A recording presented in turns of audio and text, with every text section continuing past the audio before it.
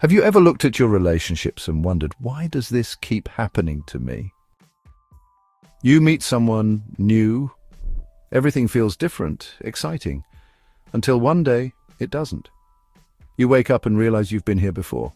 The same fights, the same disappointments, the same painful ending creeping up like an old ghost you thought you'd left behind. You tell yourself this time will be different, but it isn't. And deep down, you start to wonder, am I cursed?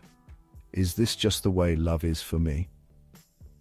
Most people assume they're choosing their relationships, that each person who enters their life is a fresh start, a new possibility. But what if I told you you're not actually choosing these people, but not consciously at least? What if I told you your mind has already made the decision for you before you've even spoken a word? Carl Jung once said, "Until you make the unconscious conscious, it will direct your life and you will call it fate." Fate. That's what it feels like, doesn't it? As if something beyond your control is pulling you towards the same type of person over and over. But it's not fate. It's your unconscious mind running the same script on repeat. And until you recognize the pattern, it won't stop. Your brain isn't wired to seek happiness. It's wired to seek familiarity. If love, in your past, meant chasing affection, you will be drawn to people who make you chase them. If love for you meant proving your worth, you will be pulled towards those who make you feel like you're never quite enough. And if, somewhere in your past, love meant pain, you might mistake pain for love.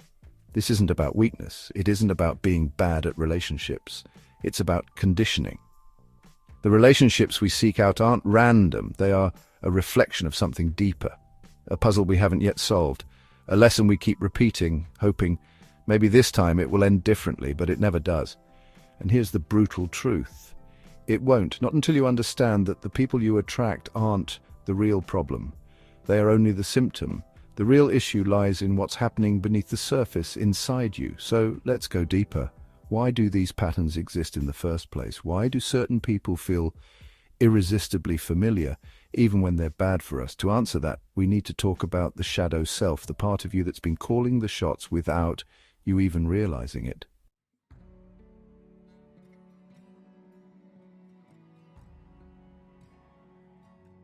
Picture this. You're standing in front of a mirror expecting to see yourself, but the reflection isn't quite right. The face looking back at you is darker, unfamiliar, almost like someone else entirely. That is your shadow, and whether you acknowledge it or not, it's shaping every relationship you have. Carl Jung described the shadow as the thing a person has no wish to be. It is the hidden part of you, made up of everything you've repressed, every emotion you were told to suppress, every part of yourself that was deemed too much, too little, too unlovable. The shadow holds all the wounds, all the fears, all the beliefs you've buried. And the more you deny it, the more it controls you. You don't fall for people randomly. You fall for reflections, for the ones who bring your shadow to the surface, forcing you to see what you've been avoiding. If you fear abandonment, you will be drawn to those who make you feel uncertain. If deep down you've never truly believed you were enough, you will be attracted to those who confirm that fear. The irony is you don't want these patterns. Consciously you want love, stability, connection. But the shadow doesn't care about what you want, it cares about what it knows, and what it knows is the past. So it repeats it again and again until you finally turn and face it. Most people don't, and instead they blame others. They convince themselves it's just bad luck that they keep attracting the wrong type. They tell themselves, all men are emotionally unavailable, all women play games, there's no one out there who truly loves the way I do. But the truth is far more confronting. The one common denominator in every failed relationship is you. That's not an accusation, it's an opportunity. Because if you are the problem, you are also the solution. The moment you stop looking outward and start looking inward, everything changes. Instead of running from the pattern, you can finally break it. But that starts with awareness. So here's what I want you to do. Think of the last person who hurt you, the one who left you questioning yourself, the one who made you feel small or unseen or unworthy. Now ask yourself, was this really the first time you felt that way? Or is it a feeling that has followed you for years? If you trace it back far enough, I promise you it didn't start with them, it started long before. And the reason they felt so magnetic, the reason it was so hard to walk away, is because a part of you was still searching for resolution, still hoping that if you could just get this person to love you in the way others hadn't, then maybe finally, you'd be free. But you don't heal by repeating the pattern. You heal by recognizing it. So look at your relationships. What emotions come up over and over again? What pain keeps resurfacing? The shadow isn't just something you have. It is something you live through until you stop running from it. But how do you stop? How do you face something that's been buried so deep you barely recognize it? The answer lies in projection, because the things that trigger you in others, the things that provoke the strongest reactions, those are the clearest clues to what's hidden in your shadow.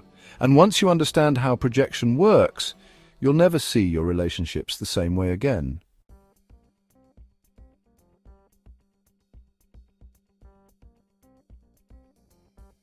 Think about the last time someone truly got under your skin.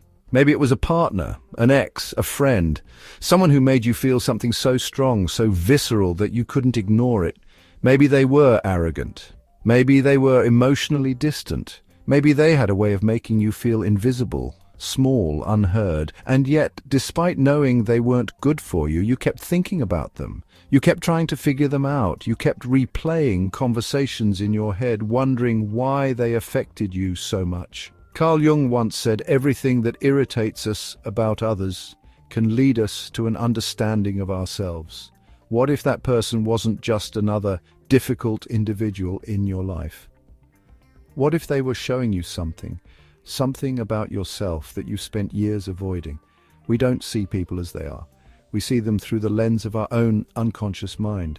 And often what we reject in ourselves, we project onto others. If you've ever caught yourself saying, "I can't stand people who are selfish," ask yourself, do you struggle to put yourself first? If you find yourself resentful of people who seem overly confident, could it be that deep down you wish you could move through life with that same level of certainty? This is how projection works. We assign to others the very traits we have disowned in ourselves. But it's not just about irritation. Projection is also why we're drawn to certain people, why some connections feel almost fated, as if they were always meant to happen. If you have unhealed wounds around love, rejection, or self-worth, you will be magnetically pulled toward people who reflect those wounds back to you. If you fear being abandoned, you might unconsciously seek out partners who are emotionally unavailable, not because you want to be hurt, but because a part of you is trying to rewrite the past. Your mind believes that if you can just get this person to love you the way others didn't, then maybe you can finally prove that you are lovable. But that's not how it works. You don't heal by convincing someone to stay. You heal by facing the part of you that's still afraid of being left behind. Look at your strongest emotional reactions, your deepest frustrations, your most intense attractions. They aren't random, they are windows into your own unconscious mind.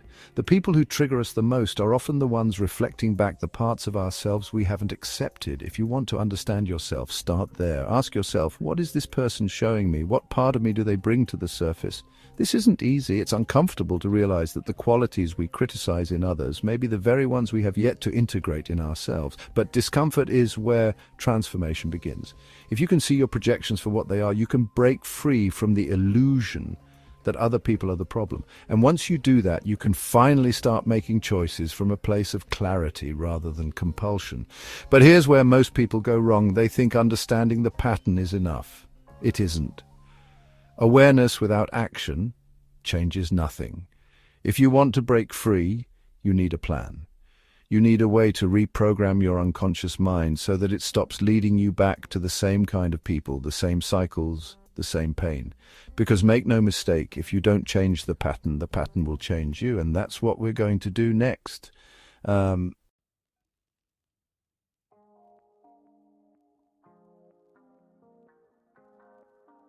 Most people spend years trying to find the right person, believing that if they just choose better, love better, try harder, they'll finally escape the patterns that have been running their relationships. But this is why they fail, because the solution was never outside of them. It was never about finding the right person. It was about becoming the version of themselves that no longer tolerates the wrong ones. If you keep attracting emotionally unavailable partners, if you keep finding yourself in one-sided relationships, if you keep feeling unseen, unappreciated, or stuck in the same painful cycles, the problem isn't that you haven't found the right person. The problem is that your unconscious mind is still leading you toward the same familiar pain, mistaking it for love. And if you don't rewire it, you'll spend your whole life reliving the same heartbreak with different faces. The first step to breaking the cycle is ownership. You cannot change what you do not take responsibility for. Instead of asking, why do people always treat me this way? Ask, why do I allow it? Instead of wondering, why do I attract emotionally unavailable people? Ask, what part of me is resisting true connection? The moment you shift from blaming others to looking inward, you take back control. Now here's where the real work begins. Get out a piece of paper and write down the last 3 significant relationships in your life. Partners, close friendships, even family dynamics, any connection that left a lasting emotional imprint. Now, look at them closely. What themes repeat? Were you always the one giving more? Did they make you feel like you had to prove your worth? Was there a pattern of inconsistency, of feeling wanted one day and ignored the next? Write it down, because until you see the pattern, you can't break it. Next, identify your biggest emotional triggers. What behavior makes you react instantly? What kind of person provokes the strongest emotional response in you? Is it someone who dismisses your feelings, someone who makes you feel invisible, someone who acts just distant enough to keep you hooked? These are not coincidences. These are mirrors showing you the parts of yourself that still need healing.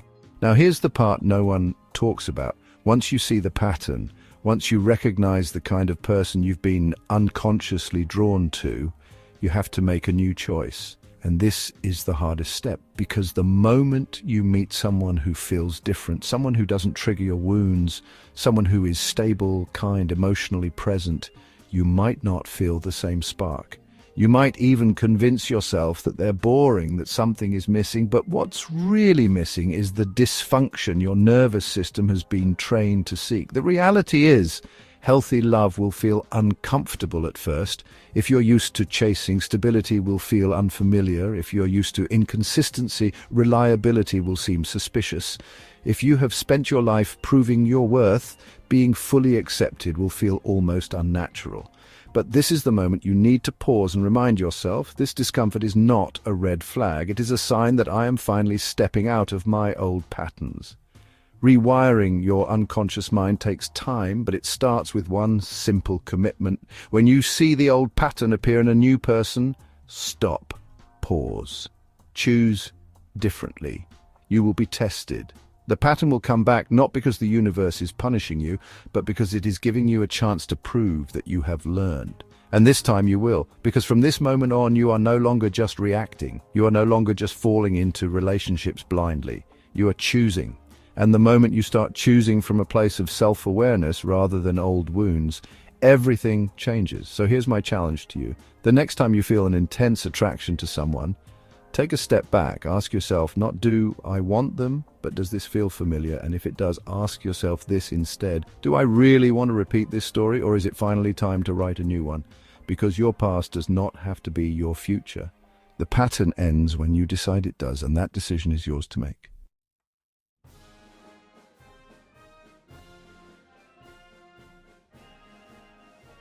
Carl Jung once wrote, "We meet ourselves time and again in 1,000 disguises on the path of life. Every heartbreak, every repeating pattern, every love that felt so familiar it was almost inevitable, none of it was random. These people weren't just partners, lovers, or fleeting connections. They were reflections. They were mirrors, showing you the parts of yourself you had not yet faced." Most people go their entire lives without ever realizing this. They convince themselves that love is just luck, that they keep meeting the wrong people, that they are victims of circumstances beyond their control. But that's a lie we tell ourselves to avoid the harder truth. The relationships we attract are a direct reflection of our inner world. If you have spent years being drawn to emotionally unavailable people, it is because a part of you still struggles with true emotional intimacy. If you have found yourself in cycles of proving your worth, of chasing people who never quite choose you, it is because somewhere deep inside, you still believe you must earn love. If every connection ends in the same disappointment, the same heartbreak, it is because your mind is leading you back to the same story, hoping this time it will finally have a different ending. But stories don't change on their own. Patterns don't break by accident. The only way to end the cycle is to step out of it consciously, deliberately, fully, and that starts with a choice.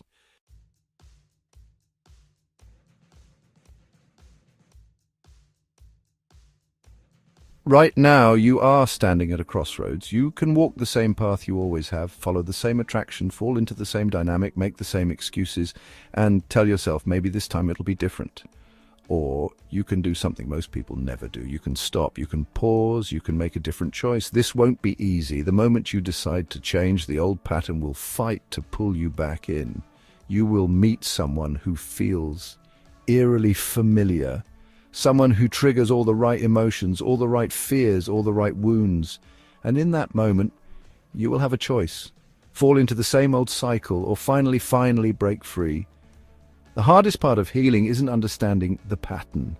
It's walking away from the people who keep you trapped in it. It's choosing to rewrite your story, even when the old one is begging you to stay. So the question is, will you keep repeating the past, or will you finally choose your future? Drop your answer in the comments. Write it down. Speak it into existence. Because the moment you put words to a decision, you take the first step toward making it real. And if this video resonated with you, if you felt something shift inside you, if you are ready to go deeper into the mind, the unconscious, and the hidden patterns shaping your life, subscribe. Because the work doesn't stop here. This is just the beginning. You don't have to be a prisoner to your past. The pattern ends when you decide it does. And that decision, that power, that choice, it has always been yours.